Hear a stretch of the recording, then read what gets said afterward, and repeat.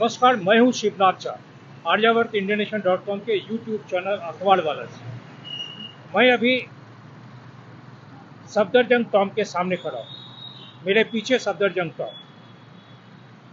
दिल्ली सल्तनत में अगर जितने भी भ्रमण सम्मेलन करने के स्थान हैं, उन तमाम स्थानों का अगर अध्ययन किया जाए तो शायद अंग्रेजी हुकूमत और मुगल कालीन के अलावे स्वतंत्र भारत में बनने वाले ऐसे कोई भी नहीं है, नहीं के बराबर।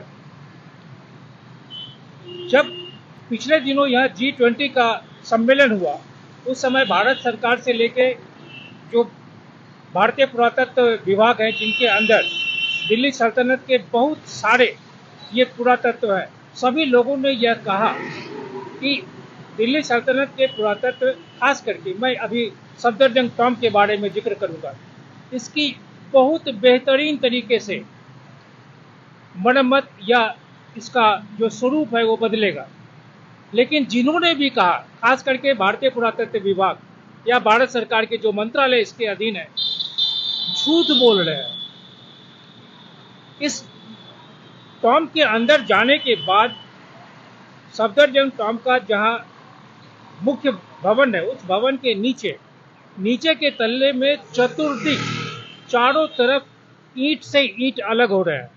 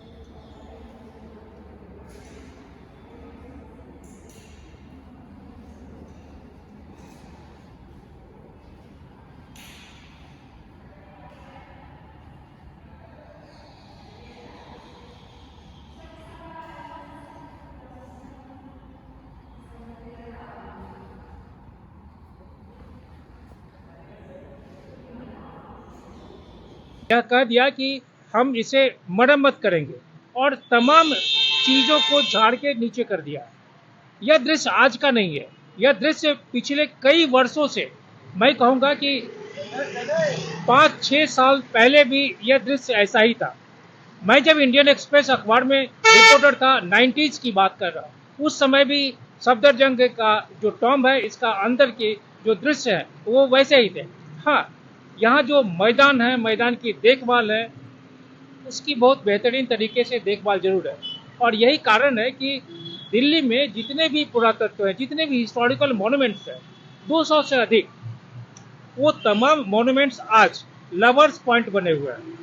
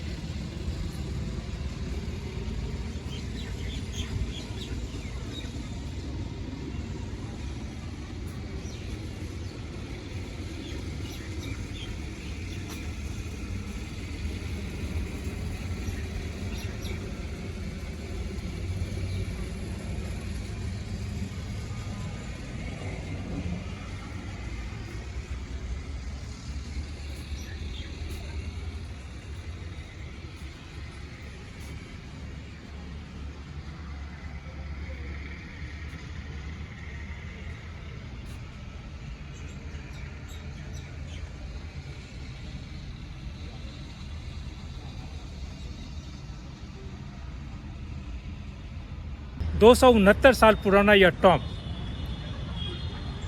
आज आर्कियोलॉजिकल सर्वे ऑफ इंडिया या भारत सरकार के संस्कृति मंत्रालय या अन्य अधिकारियों के संरक्षण में होने के बाद इसके ईंट से ईंट आज निकल रहे हैं। इस कहानी में आप आगे देखेंगे कि किस कदर पिछले वर्षों वर्ष से इस टॉम्ब के निचले मंजिल में जितने ईंट हैं, ईंट से सारी चीज निकल गए। खोखला ऐसा दिखता है, खोखला हो गया।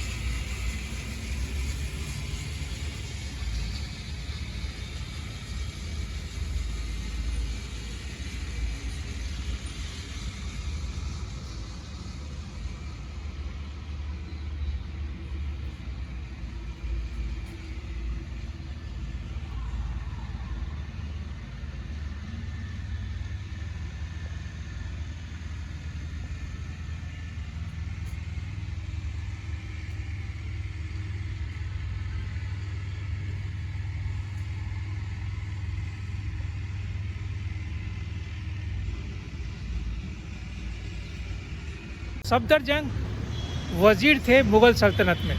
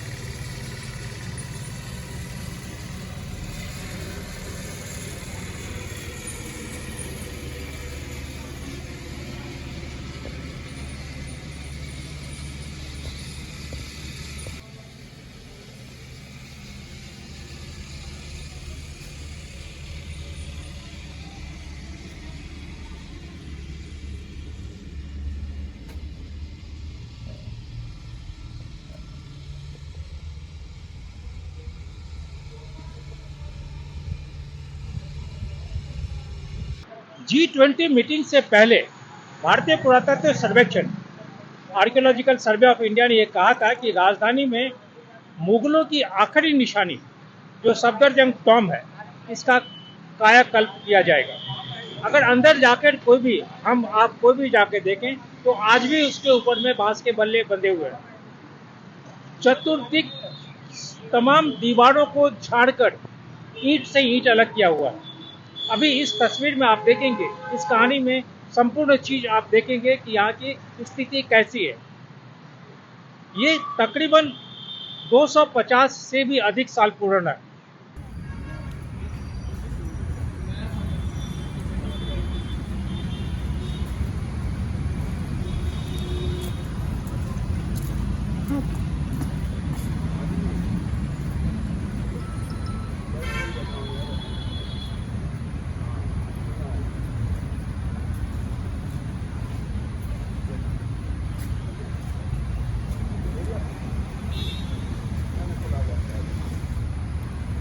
G20 मीटिंग के समय में दिल्ली सल्तनत में दिल्ली से प्रकाशित तमाम जो अखबार हैं, उन अखबारों में लिखा गया था कि गुंबद के ऊपरी हिस्से में जो घास निकल गया है उसे हटाया जाएगा और फिर इसे दोबारा घास नहीं लगे इस तरह के प्रयास किए जाएंगे। गुंबद के संरक्षण में मकराना के सफ़ेद पत्थर का इस्तेमाल किया जाएगा, इससे वह जल्द अपने नए रंग में नजर आए।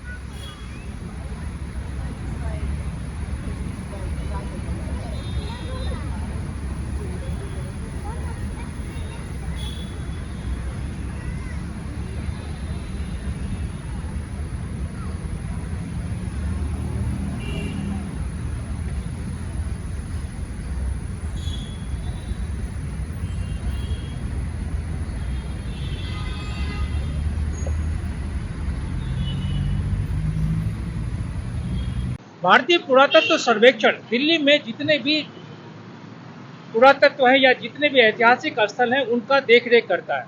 लेकिन हकीकत यह है कि एएसआई द्वारा जितने भी संवाद किए जाते हैं उसमें 90% संवाद छूटे होते हैं।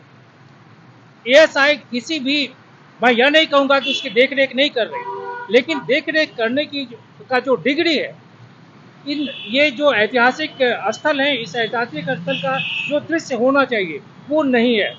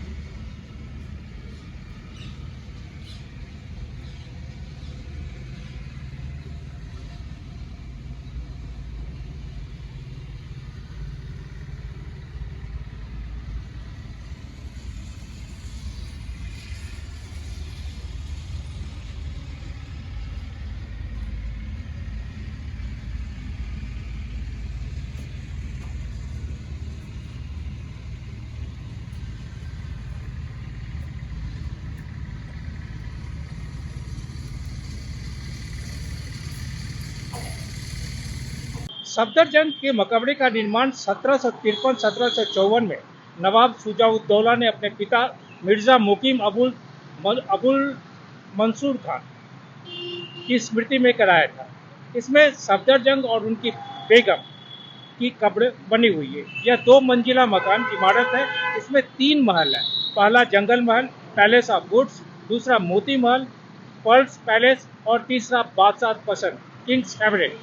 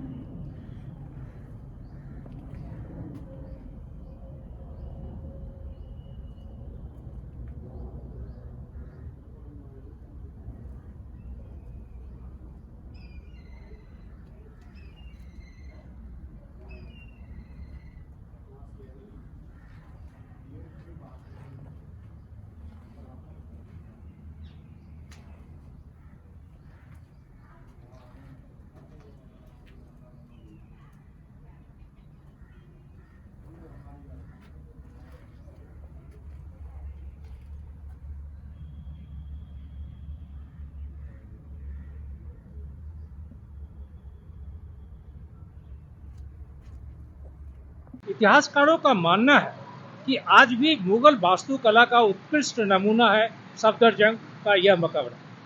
केंद्रीय इमारत में एक बहुत बड़ा गुंबद है जो सफेद संगमरमर पत्थर के से निर्मित है। शेष इमारत बलुआ लाल पत्थर से बना हुआ है। इसका स्थापत्य हुमायूं मकबरे के ढांचे पर आधारित है। मोती महल, जंगली महल बादशाह का पसंद पेविलियन से बने हुए हैं। चारों पानी की झीलें हैं जो 4 इमारतों तक जाती है।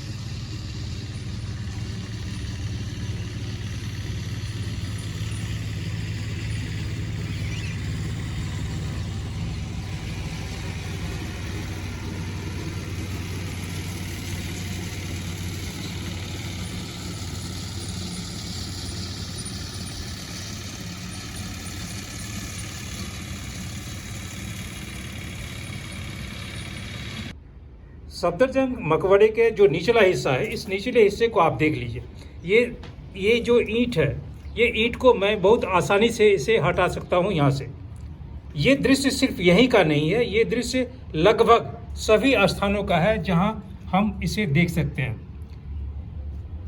भारतीय पुरातत्व सर्वेक्षण किस आधार पे ये कह रहा है कि हम इसका देखरेख बहुत बेहतर तरीके से कर रहे हैं, अथवा भारत के जो मंत्रालय है वो कैसे कहते हैं कि हम इसका देखरेख कर रहे हैं, यह कहना बहुत मुश्किल है। लेकिन इसका जो एक एक ईंट है वो एक एक ईंट अलग अलग है। इसका बहुत संरक्षण और सुरक्षण दोनों बहुत नितांत आवश्यक है। चाहे आर्कियोलॉजिकल सर्वे ऑफ इंडिया हो, चाहे भारत सरकार का मंत्रालय हो, या जो भी इस पुरातत्व को देखरेख करने वाले लोग हैं, संस्थाएं हो, चाहे जितनी भी अपनी पेशकश कर लें, लेकिन हकीकत यह है कि सफदरजंग टॉम्ब के इस स्थिति को देख के, यहाँ जो हमारे पीछे आप इसका दीवार देख रहे हैं, इसको देख के यह कह सकते हैं कि इसका रखरखाव ठीक नहीं है। पिछले 250 से अधिक वर्षों में न जाने विश्व के कौन से देश के लोग यहाँ नहीं आए, सभी आए, और विश्व के बहुत सारे देशों को या भारत सरकार की तरफ से इसके रखरखाव के लिए अनंत अनंत करोड़ों रुपया यहाँ पे निर्गत किए। लेकिन इसे देखकर ऐसा नहीं लगता है कि इन तमाम जो पैसे इसे निर्गत हुआ वो सभी पैसे इसका इस्तेमाल हुआ इसके रखरखाव के लिए। यह जरूरी है। यह देखने से यहाँ जब मैदान को देखेंगे तो मैदान साफ सुथरा दिखता है, लेकिन जो भवन के निचला हिस्सा है उस हिस्से को आप हमारे पीछे इसे देख लें और इससे पूरे निचले हिस्से का अंदाजा लगा लें। लोग कहते हैं यहाँ बारिश हुई, यहाँ बिजली गिरी, तो जितनी बारिश हुई, जितनी बिजली गिरी, उन तमाम चीज़ों को मद्देनज़र पिछले 76 वर्षों में या आज़ाद भारत में इसके रखरखाव के लिए दिल्ली सल्तनत में जितने भी ऐतिहासिक स्थल हैं जो पुरातात्विक दृष्टिकोण से महत्वपूर्ण है, उन तमाम चीज़ों को रखरखाव रखने के लिए, देख रेख करने के लिए पानी की तरह पैसे बहाए गए। लेकिन हकीकत मेरे पीछे सामने आप इस दीवार को देख के कह सकते हैं। आर्कियोलॉजिकल सर्वे ऑफ इंडिया की मैं आलोचना नहीं करूंगा, लेकिन एक बात पक्का है कि आर्कियोलॉजिकल सर्वे ऑफ इंडिया के देख रेख करने वाले जितने अधिकारी हैं, चाहे उसमें जो ठेकेदार हैं, जो लोग हैं, वो कितना अधिक संवेदनशील है इन पुरातत्वों के दृष्टिकोण से, यह कहना बहुत ही मुश्किल है। एक बहुत बड़ा प्रश्नवाचक चिन्ह है।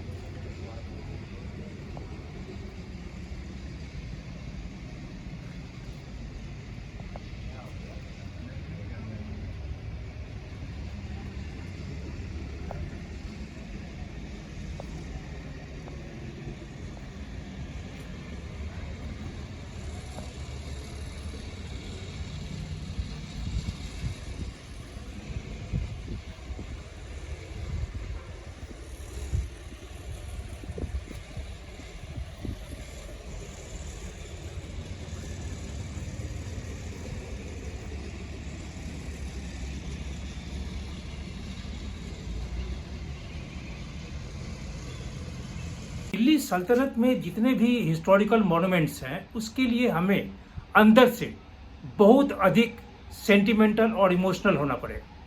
अगर हम इन मॉन्यूमेंट्स को नहीं बचा पाए, ये अलग बात है कि ये मॉन्यूमेंट्स औसतन 250, 300, 400, 500 साल पुराना है, लेकिन इस इतने पुराने होने के बाद भी अगर हम इन मॉन्यूमेंट्स को नहीं बचा पाए तो शायद हम भारत के इतिहास को नहीं बचा पाएंगे। यह अलग बात है कि हम बोलेंगे कि 76 वर्ष की आज़ादी है और आज़ादी के बाद ये हुआ, फलाना हुआ, ढिमकाना हुआ, लेकिन